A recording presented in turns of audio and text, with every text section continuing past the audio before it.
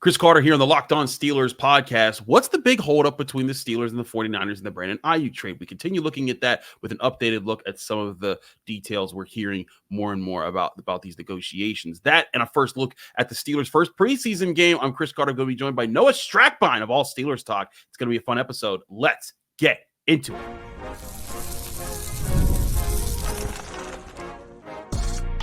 You are Locked On Steelers, your daily Pittsburgh Steelers podcast, part of the Locked On Podcast Network, your team every day.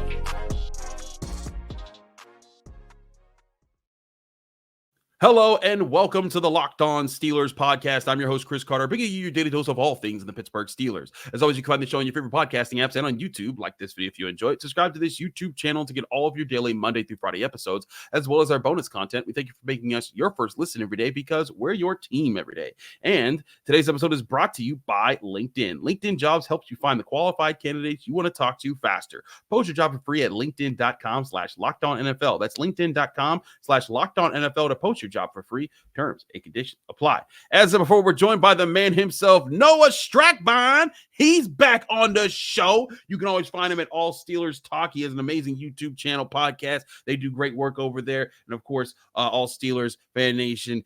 Noah, it's great to have you back, man. How are you feeling with 3 Latrobe practices left? I am ready to just not have to drive out there anymore. Yeah, the drive is,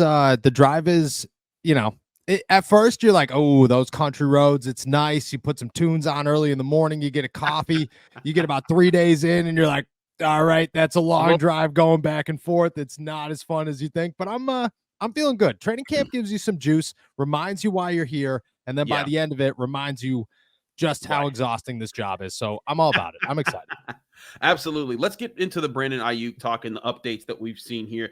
I've talked with Alan Saunders this week. I've talked with Nick Farabaugh this week. We've kind of gone over a lot of the points, updating on where things are. Neither team has a deal in place, according to multiple people that are reporting this. Diana Rousine this afternoon said the Niners to this point haven't been satisfied with the Steelers' offers and would like a receiver in return for Aiyuk as part of a trade, although they are open to players at other positions, league sources said. And now there's speculation about would the Niners want a receiver from somewhere else and get draft pick compensation from the Steelers that helped them acquire that player from a third team, a lot like an NBA trade. A lot of people have talked about Devontae Adams because reportedly Brandon Aiyuk's agent was at the Raiders camp, and there's talks there that's going on.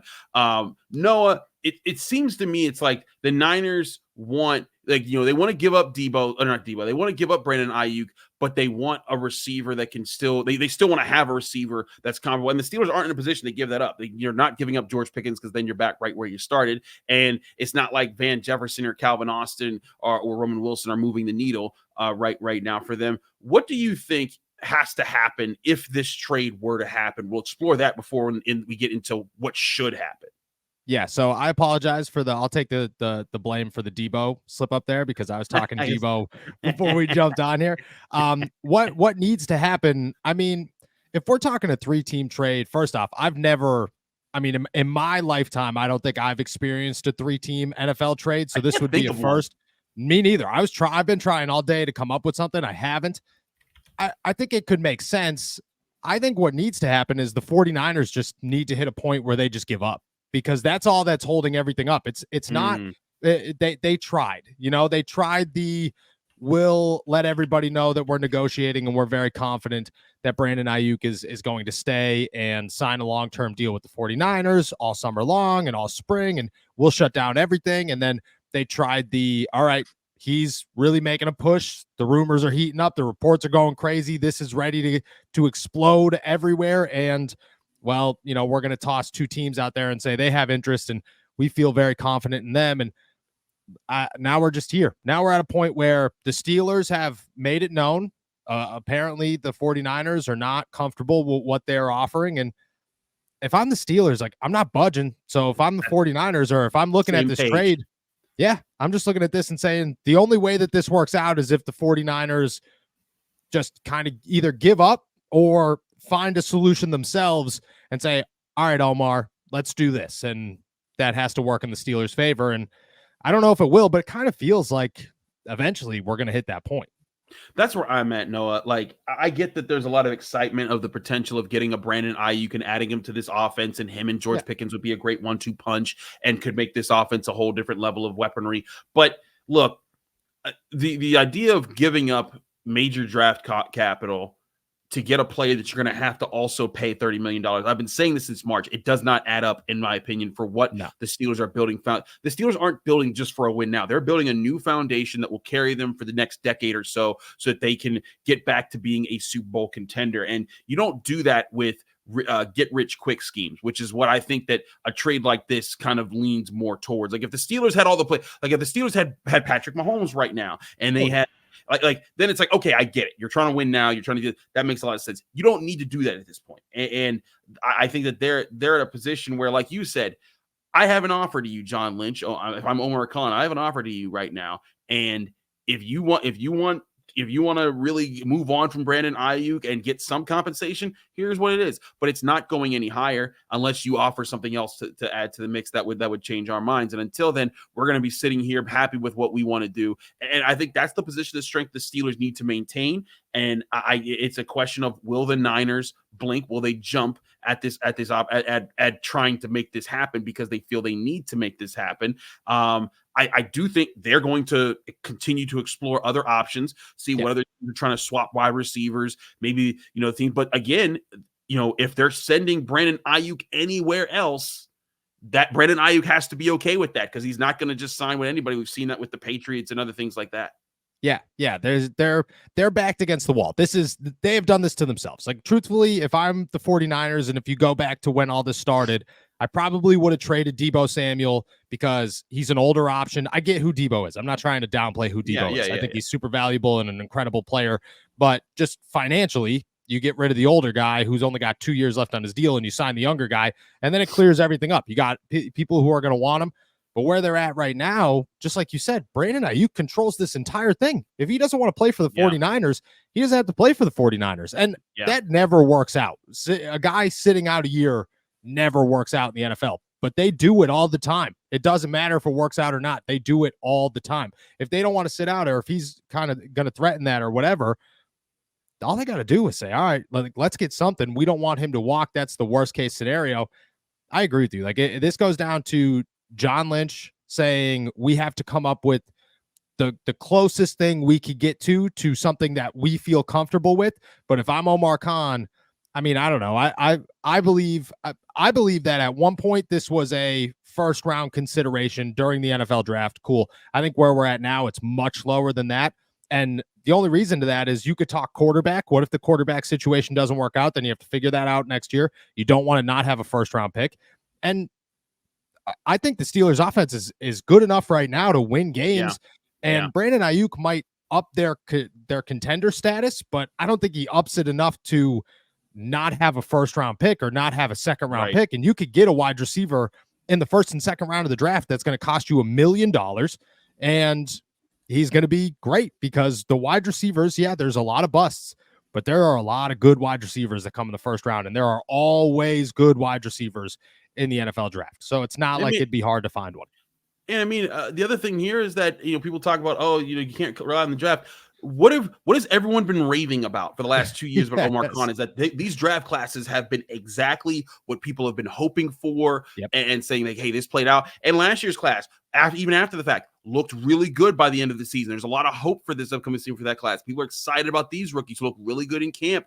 I think it would be a mistake to gut that with a high pick. I could see a second being in play here. But if I'm a more I'm trying to bleed the Niners for like, nah, man, it's a third and some change, or a third and name a random vet, or that the Steelers might not need long term, like James Daniels. And to me, that's when I'm playing at John Lynch. And, if Brandon Aiyuk ended up going somewhere else, I don't think it breaks the Steelers. This is still a running football team that's going to be balanced. I mean, I was talking about this with Dave Damashek on the -3 podcast. Go check out that appearance. He's a great guy as always. But, I brought up to him in 2014 and 2016, 2 years where the Steelers were top 10 offenses in the NFL. And in one of those years, they were the top 2 passing offense in the NFL. the next best wide receiver on the team for those years, Marcus Wheaton and Eli Rogers. It wasn't like they were lighting it up with the second wide receiver on those teams. Granted, Antonio Brown was another level, but George Pickens, I think, is another level. And I think this run game can be something fierce. No, it all leads to why Omar Khan needs to hold. I'm not saying don't make the trade happen, but hold the line. Do not jump up for whatever the Niners are trying to make you do. No chance. And at the end of the day, you said this right at the beginning of this. Omar Khan's drafts have been great. Omar Khan's moves have been great. There has not been a moment in Omar Khan's tenure where you're like, what was that? Why did the Steelers do that? Right. So you got to trust the guy. At this point, he's giving you zero reason not to trust him. So if he's sitting there and saying, nah, that's not good enough, I don't feel good about that, I don't feel like we're getting the upper hand in that trade, there's a good chance that the Steelers' plan is much better than just having Brandon Aiyuk. And I don't know what that is, but there are so many options. And we haven't hit the point yet, because if you don't get Brandon Aiyuk, yes, it's a loss. I think the Steelers' offense is still very good and has a ton of potential. And Arthur Smith is the reason that this offense is good. Not Brandon Aiyuk, not Van Jefferson, not George Pickens, Arthur Smith. If we have not hit the point in the offseason where if you desperately need a wide receiver, chances are there's going to be one. We don't know who that is, but maybe that's Juju. And to be totally honest, Juju's a very capable number 3 2B, I guess, next to Van Jefferson. And he doesn't upgrade your team, but he's a reliable set of hands that defenses at least have to pay attention to, where, I mean, and if that's your bare minimum option, that's not bad. Like, I think there's going to be a point where you could get away with this without looking at it and saying we gave up too much. Yeah, that's where I'm at. I think the Steelers shouldn't budge. We'll get to some actual preseason talk because the Steelers do have a game today, by the way. It's Friday, the Friday episode here of the Locked On Steelers podcast. We'll get to that game against the Texans and a lot of things we're looking at, including the offensive line and whether or not we will get to see Broderick Jones and Troy Fautanu play at the positions that everyone wants them to play. All that more here on the Locked On Steelers podcast. Stick with us. We'll be right back. But first, we'll remind you the show is brought to you by eBay Motors. Passion, drive, and patience, that's what brings home the winning trophy, and it's also what keeps your ride or die alive. eBay Motors has everything you need to maintain your vehicle and level it up to peak performance. From superchargers to roof racks, exhaust kits, LED headlights, and more. Whether you're into speed, power, or style, eBay Motors has got you covered. With over 122 million parts for your number one ride or die, you'll always find exactly what you're looking for. And with eBay's Guaranteed Fit, your part is guaranteed to fit your ride every time or your money back. Because with eBay Motors, you're burning rubber, not cash. With all the parts you need at the prices that you want, it's easy to turn your car into the MVP and bring home that win. Keep your ride or die alive with ebaymotors.com. Eligible items only. Exclusions apply. eBay's Guaranteed Fit, only available to U.S. customers.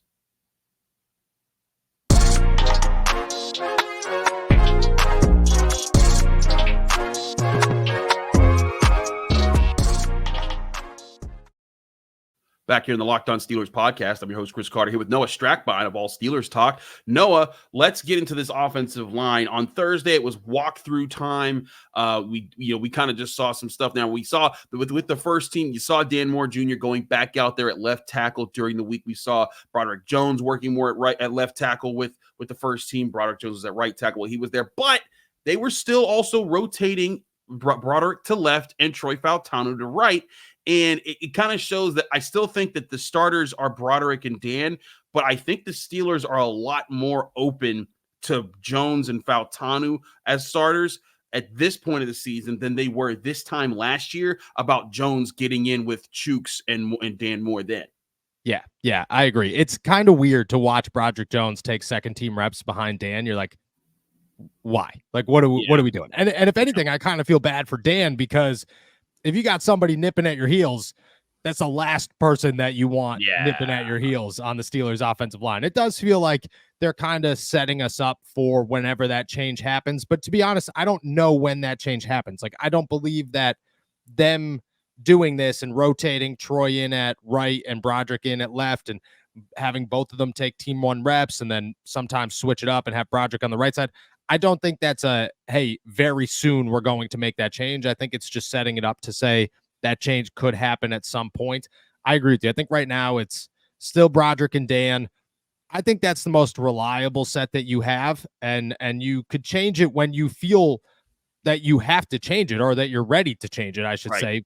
but this is not a Chooks Dan Moore situation. Like Broderick and Dan are a much better situation than Chooks and Dan Moore were a year ago.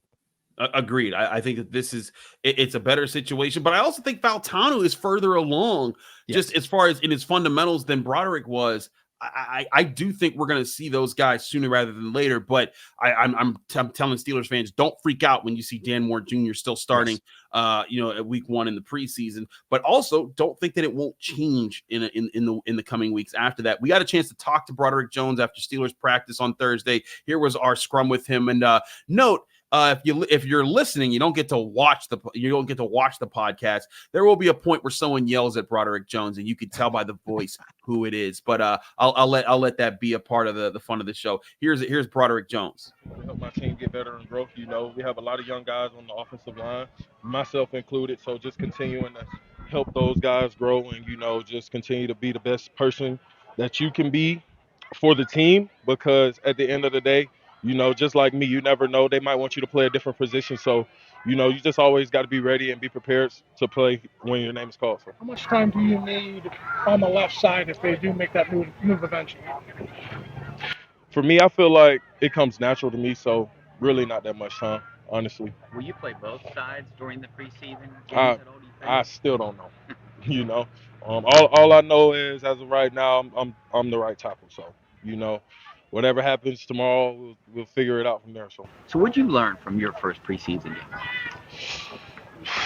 Just go out there and have fun, really.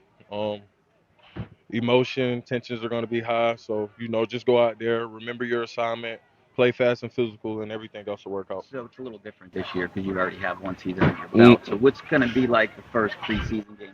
It's like you. It's really no difference. From the first snap to the last, it's always the same mentality. You got to have the same mentality. So you just got to continue to instill that, like in the younger guys, and just hope they can, do the best of their ability, and it works out in the end. So obviously, you got to be cautious with a lot of players during these games. Do you feel like you need a lot of time for the first preseason game, or kind of work your way through this? I feel like the preseason helps. Get out of the way. I feel like the preseason helps. Warm up younger guys to what the season is going to be like, and just continue to help them develop and not just seeing the same things each and every day. So I feel like it's a good opportunity for them to just see some different things, see different schemes, and just continue to play.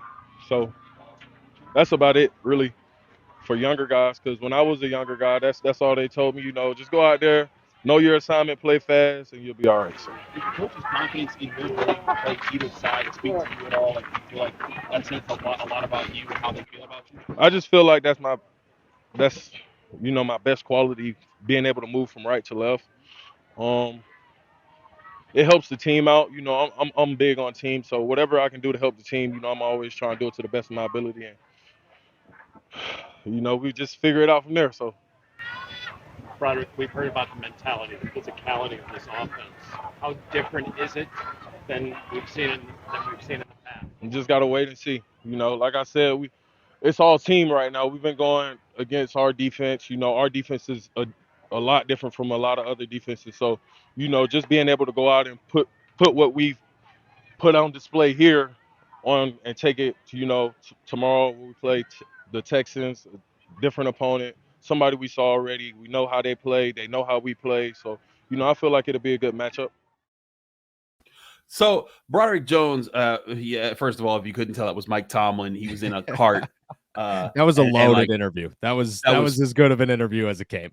That was so funny. I mean, we're talking to him, and he's just like, Broderick, get out of the way. And you see Broderick like, okay, coach. And Mike Tomlin knows what he's doing. He's giving the head nod to the cameras.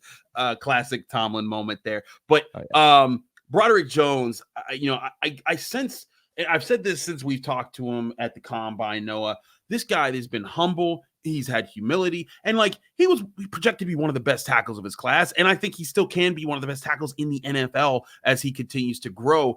And as he's floating between right, between left, some guys might be like, man, I'm tired of this. Put me at the spot that you want me to be at. And no, he's like, you know what? My versatility is an asset. I'm going to go wherever they go. And he said, I don't know where they're going to want me to go. I talked to Matt Williamson of Steeler Nation Radio earlier this week. I believe it was our Tuesday episode. And he said, he's like, look, when I watch Broderick Jones, him on the right, him on the left, is almost the same thing. And it's really good either way. What is your thoughts on how the Steelers have done this so far? Do you think this will end up hurting, or do you think this will end up helping the Steelers, that he's ready to be this versatile? Yeah, I don't know if him having to play the right and the left necessarily benefits them. I guess maybe in terms of, last second you get in there, something happens to Troy at some point, Dan's got to play the left side and Broderick plays the right. You're not taking a dip there, but I don't know if it helps. But Broderick, just like Williamson said, Broderick is ready. He could step in at the left tackle at any moment. He's mentioned time and time again about how he constantly had to switch positions at Georgia because they were just preparing for anything to happen.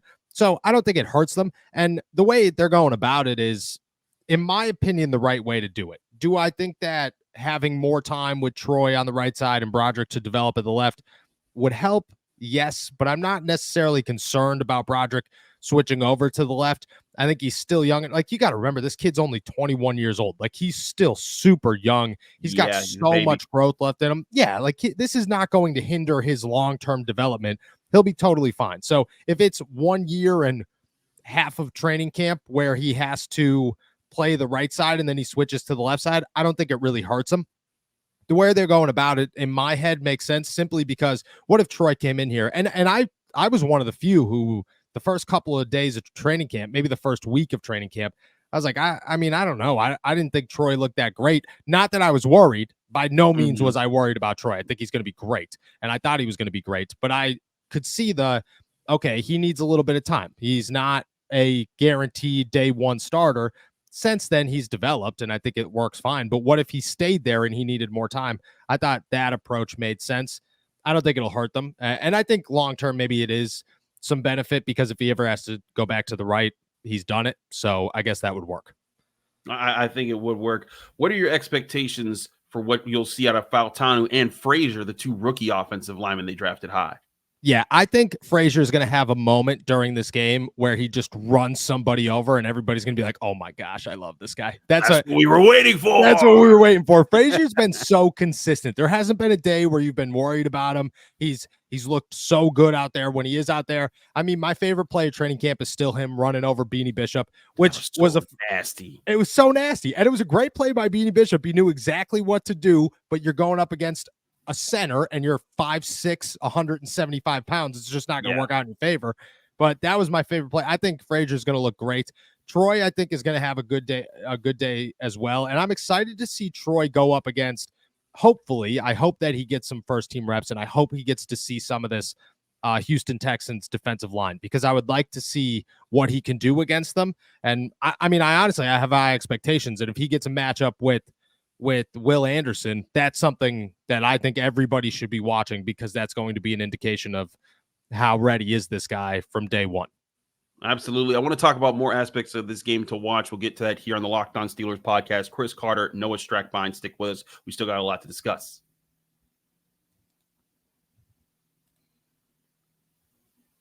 But first, I want to remind you, this show is brought to you by LinkedIn. When you're hiring for your small business, you want to find quality professionals that are right for the role. That's why you have to check out LinkedIn Jobs. LinkedIn Jobs has the tools to help you find the right professionals for your team faster and for free. LinkedIn isn't just a job board. LinkedIn helps you hire professionals you can't find anywhere else, even those who aren't actively searching for a new job but might be open to the perfect role. In a given month, over 70% of LinkedIn users don't visit other leading job sites. So if you're not looking on LinkedIn, you're missing out because you're looking in the wrong place. On LinkedIn, 86% of small businesses get a qualified candidate within 24 hours. Hire professionals like a professional on LinkedIn. LinkedIn knows that small businesses are wearing so many hats and that might not have the time or resources to hire. Post your job for free at linkedin.com/LockedOnNFL. That's linkedin.com/LockedOnNFL to post your jobs for free. Terms and conditions apply.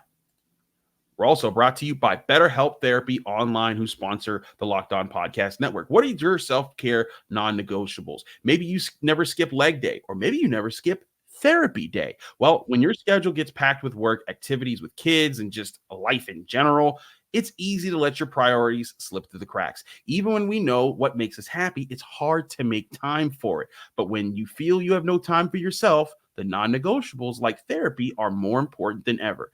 That's where having a good therapist can help you organize your life. Not only can you figure out what really makes your life better, you can also figure out how to balance it with everything else in your life. If you're thinking of starting therapy, give BetterHelp a try. BetterHelp knows life can be busy and stressful, so it's designed to be suitable for your schedule. Just fill out a brief questionnaire to get matched with a licensed therapist and switch therapists anytime for no additional charge. Never skip therapy day with BetterHelp. Visit BetterHelp.com/lockedon to get 10% off your first month. That's BetterHelp, HELP.com/lockedon.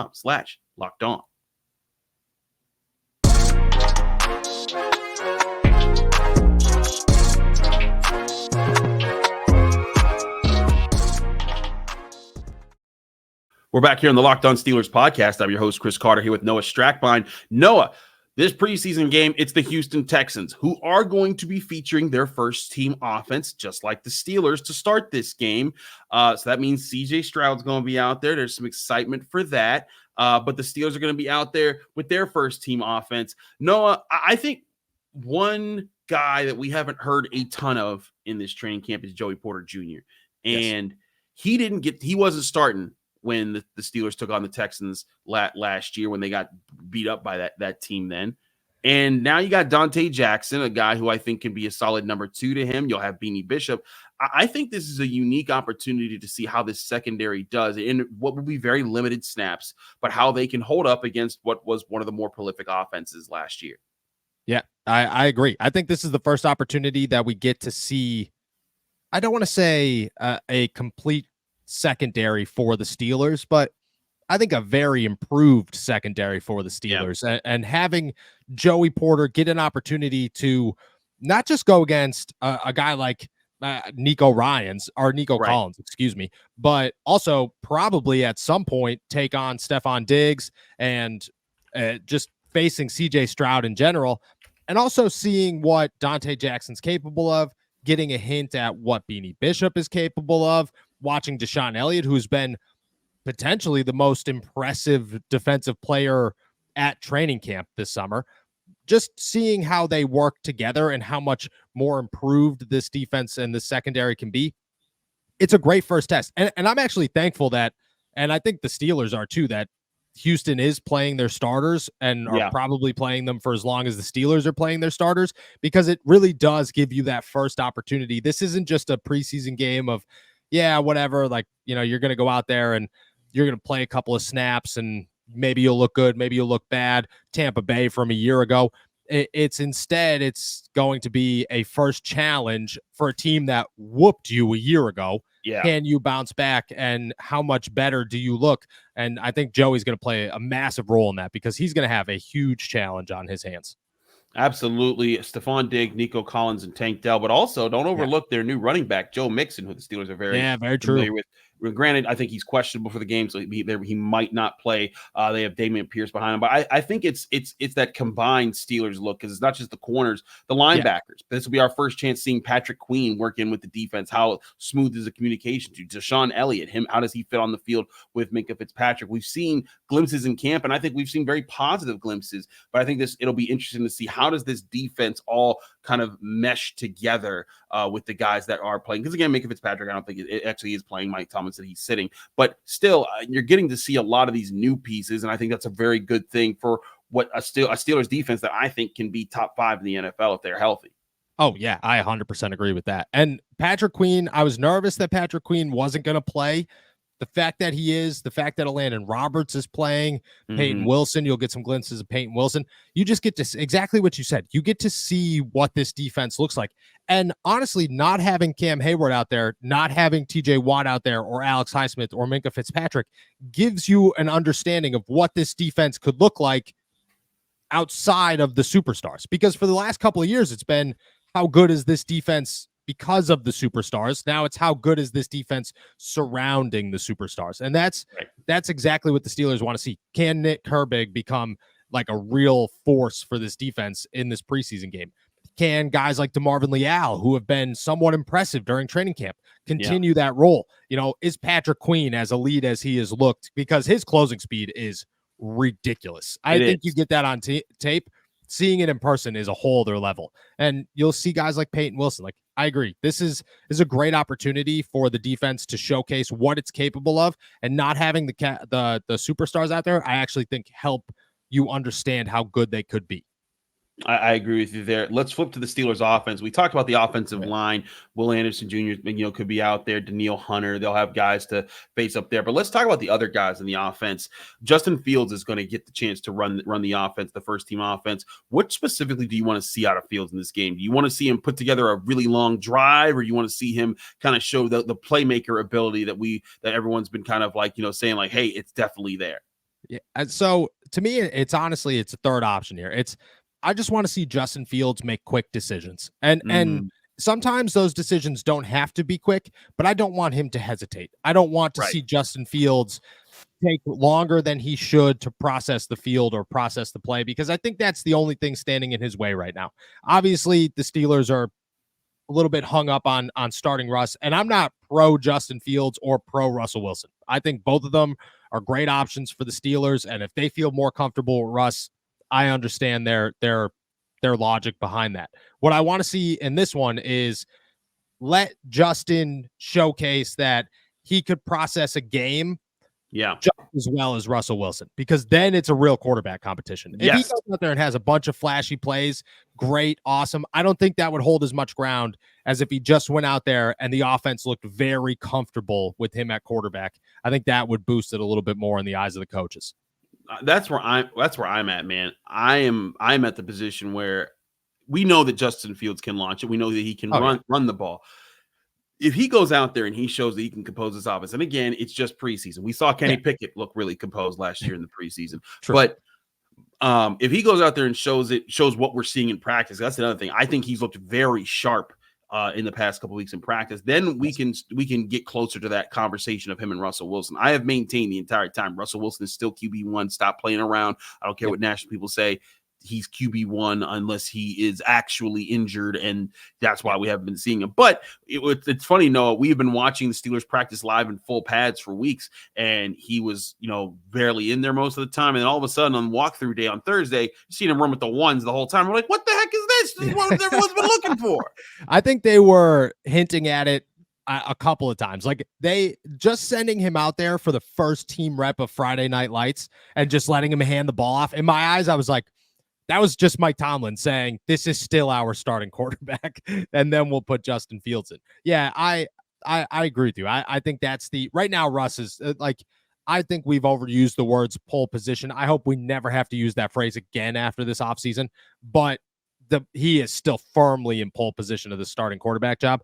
But Justin has an opportunity here, I think, to actually gain some ground. I think it's the first time he has an opportunity to gain some ground, because all he did during training camp was say, I'm more capable than most backups in the NFL. I have a ton of potential, and if you give me time, I could reach that potential. Because day one to where we are today, two totally different Justin Fields. And that shows you that there's a lot of upside. Now he's got to showcase. He's hit enough upside right now where it's worthy of being in competition for a starting quarterback job.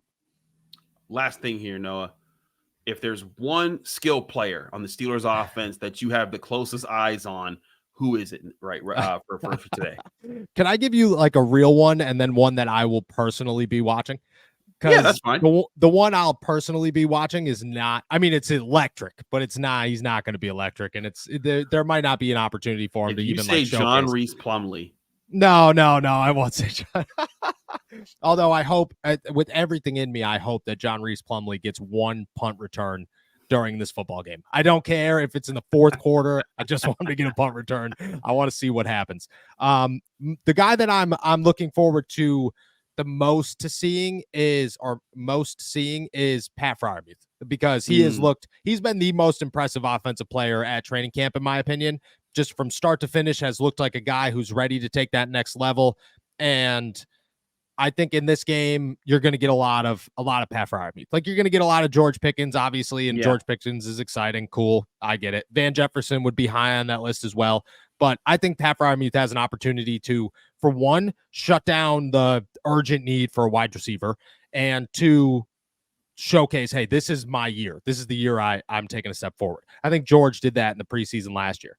Then the guy that I am personally just so excited to watch is Jack Coletto, because man, there is nothing that riles me up that gets me more fired up than watching a fullback run through a hole and just light somebody up. And I'm like, there it is. That's all I needed. One time, if he lights one guy up and Jalen or Najee burst one to the outside, I'm going to lose it. So that's my one. You're not allowed to cheer in the press box, and I try very hard to hold an unbiased opinion during football games, both sides.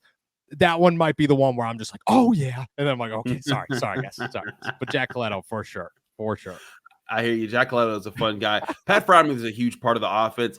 I'm gonna say my guy I'm looking at, though, is the guy behind Pat Freiermuth. That's Darnell Washington.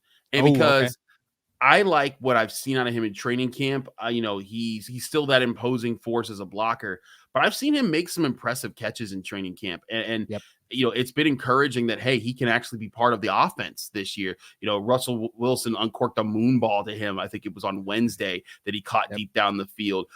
And there's been times where, like, I've loved seeing this, where they go into certain drills and then he lines up at tight end and they switch the play and he splits out wide and he gets like Cameron Sutton or Beanie Bishop on him, and you hear Fredo Roberts, the Steelers tight ends coach, be like, he's too small, and it's just a lob up, and there's nothing they can do about it. Darnell Washington is too unique of an athlete to not be used. It was one of the bigger problems. There's so many problems last year with the offense, but it was another one of the long laundry list of things. I'm like, how is this guy not just getting toss-ups in the red zone to make this easy? I think that he can do it. He's still not going to be a prolific route runner. He's still not going to be the focal point of the offense. But I think that if he becomes that third, fourth, fifth option there, when you line up double tight end and you're moving things around, I think that he becomes a problem for teams because he's so big. And when he gets the ball in his hands and he gets going, he's tough to bring down and he can get going on you. So if you're if you're a defense rather, and you're worried about George Pickens outside, Pat Freiermuth over here, and they're lining him up everywhere, and then Najee Harris or Jalen Warren out of the backfield, you're already focusing on so many things. If Broderick Jones is the fourth guy that you got to worry about, and he's that kind of a mismatch, that's where I think things can get really interesting. And that's why I'm wondering, can Arthur Smith make a point to get him some red zone shots, or just get him some shots, period, to show that he's a playmaker?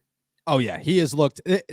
At first, you were wondering, like, okay, is that just a good day of Darnell Washington? Is that good days of Darnell? At this point, Darnell is part of this offense, and he looks good. Like, he looks like he's taken a pretty significant step forward. I don't even think he's taken a step forward as a route runner, but there have been moments where he's run. I mean, I've watched it. I've watched him run a route, catch a football, and Zach Azzani has sprinted over to the sideline, just screaming like, "That's how you do it. That's how you get it done." And I'm like, I didn't watch it, but I would imagine that he ran a great route, because if your wide receiver coach is doing that, then obviously you've done good things. Darnell's going to be sneaky good this year. And I agree with you. Like last year, not using him in the red zone, I think we tried to make excuses of like, oh, he's not athletic enough. He's got to work on his route running ability.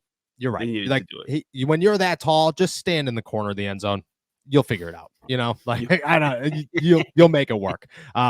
He's going to be a good one. And honestly, Michael Pruitt might have a good game as well. He's a sneaky name. The tight end position, it's a good one to watch this summer for sure.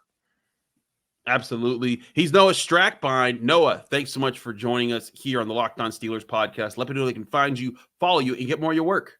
Yeah, yes, sir. It's always a pleasure. I have a blast as always. You guys can find me at youtube.com/allsteelerstalk or anywhere you get your podcasts. And you can find all of my work at si.com/NFL/Steelers.